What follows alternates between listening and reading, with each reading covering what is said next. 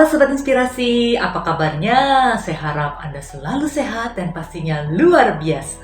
Saya, Christine Handayani, founder dari Next Leader Consulting, yaitu partner bagi organisasi di era milenial.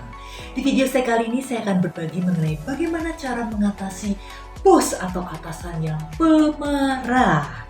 Saya akan bagi ada 5 langkah yang bisa kita lakukan sesuai dengan urutan 5 tangga nada, yaitu Do, Re, Mi, Fa, Sol. Nah, sebelum saya sharing lebih lanjut, silakan Anda boleh like dan subscribe video ini. Dan saksikan yang berikut ini.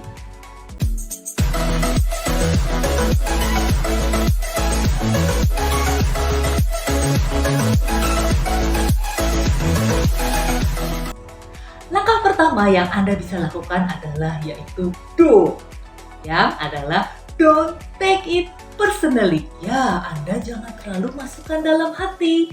Ketika bos Anda marah-marah sampai teriak-teriak, kritik pedas, bahkan ada cacian, Anda perlu jaga emosi Anda untuk tidak sampai terpancing. Anda ikutan marah, emosi, atau kesal. Kenapa? Karena ternyata secara psikologis seseorang yang sedang marah-marah, bahkan suka marah-marah, dia sebenarnya sedang mengeluarkan sampah yang selama ini dia simpan. Nah, Sobat Inspirasi, Anda tidak mau bukan menerima sampah dari bos Anda? Yang kedua adalah re, yaitu singkatan dari rehat sejenak. Ya, Anda perlu merehatkan pikiran dan perasaan Anda. Jika kita habis dimarahi oleh bos atau atasan kita, pasti itu namanya emosi jadi ikut terlarut. Dan ketika emosi kita itu bergejolak, walaupun di luar kita coba menahan kekesalan kita, tetapi kita tidak akan bisa berpikir dengan jernih. Perasaan kita pun kacau karena itu sebelum Anda berespon kepada atasan Anda atau mungkin melakukan sesuatu, apalagi mengambil suatu keputusan, Sobat Inspirasi perlu ambil waktu sesingkat mungkin walaupun hanya 1-2 menit sangat diperlukan untuk merehatkan pikiran dan emosi Anda. Misalnya Anda bisa ambil nafas yang panjang dan hembuskan dengan perlahan. Atau Anda bisa juga dengan minum sesuatu yang menimbulkan sensasi di tubuh Anda. Misalkan minum teh hangat, atau bisa juga kalau Anda suka yang dingin, minuman dingin yang menyejukkan tenggorokan Anda. Ini akan membuat Anda lebih rileks, lebih tenang. Setelah itu barulah Anda berespon. Yang ketiga adalah mi, yaitu mikir yang lebih besar dan penting. Ya, ketika kita habis dimarahin dan emosi kita terlarut di dalamnya, biasanya ketika kita berpikir menjadi buntu rasanya, menjadi serba stuck.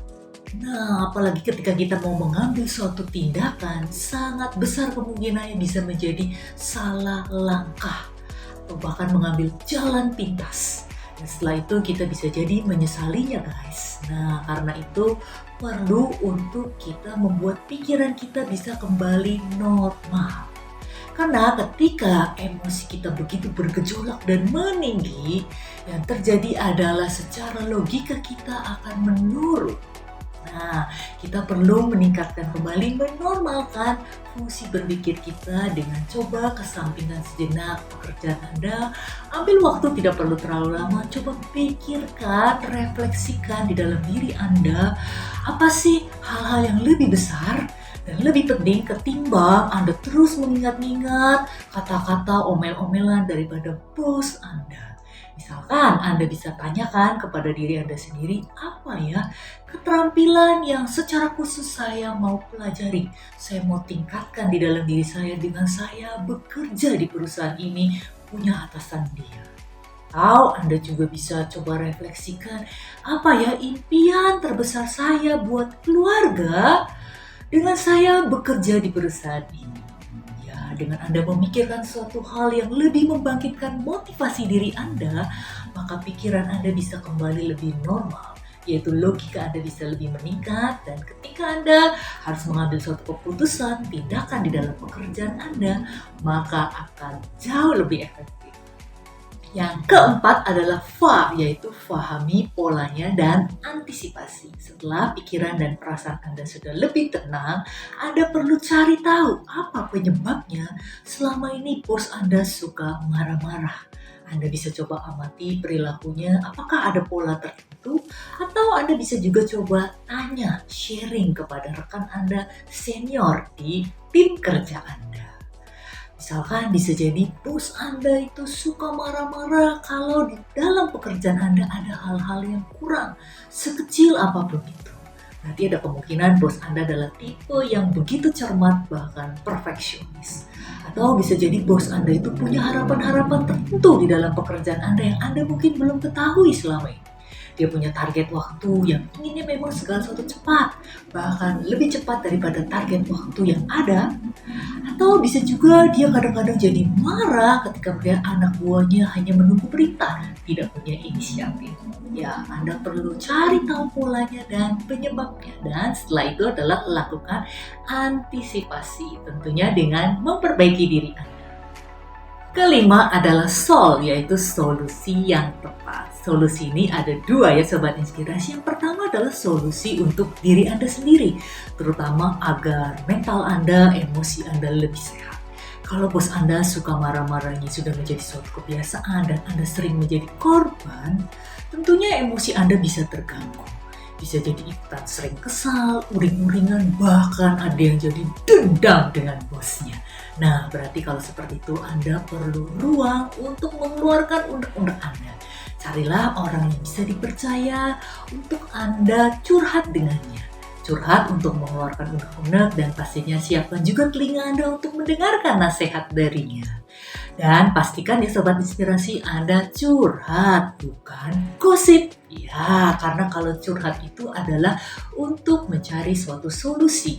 Tapi kalau gosip, wah, hanya untuk membuat suasana makin panas. Dan berikutnya solusi yang kedua adalah solusi untuk memperbaiki hubungan Anda dengan atasan Anda. Ya, kalau ternyata polanya yang Anda ketahui selama ini adalah karena ada suatu kesalahan di dalam diri Anda yang tidak sesuai dengan harapan bos Anda, nah Anda perlu mulai dari sekarang cari tahu apa yang bos Anda suka dan dia tidak sukai. Dan coba mulai bangun hubungan informal, hubungan yang lebih cair dengan atasan Anda. Misalkan ketika dalam obrolan yang santai, Anda bisa sekali selipkan ketika Anda tahu hal yang dia suka, entah itu hobinya, mungkin dia suka hobi otomotif. Anda bisa beritahu tempat-tempat spare part otomotif yang tidak jauh dari kantor Anda. Atau bos Anda mungkin suka bersepeda atau hobi quest. Wah, Anda bisa cari tahu juga tren-tren sepeda yang lagi ngehits akhir-akhir ini dan obrolkan itu dengan atasan Anda. Dan kalau Anda lihat dan pelajari polanya, ternyata bos Anda ini adalah suka marah-marah bukan karena kesalahan Anda, tetapi lebih karena temperamennya atau karakternya yang memang pemarah. Nah, Sobat Inspirasi, Anda perlu pikirkan lebih lanjut apakah Anda mau lebih lama lagi bekerja bersama dengan atasan seperti itu, atau mungkin ada pilihan lain yang lebih baik. Tapi pastikan ketika Anda mulai mencari pilihan lain, Anda sudah mendapatkan hal-hal yang menjadi tujuan lebih besar dan lebih penting, yaitu tips yang ketiga tadi di dalam pekerjaan Anda. Baru kemudian Anda bisa mencari mungkin pilihan yang lain. Itu Sobat Inspirasi, 5 langkah yang saya singkat menjadi do, re, mi, fa, sol yang Anda bisa lakukan untuk mengatasi bos yang pemarah. Anda sudah like, subscribe, dan share video ini. Sobat Inspirasi, salam, Anda luar biasa hebat dan sampai jumpa di video saya berikutnya.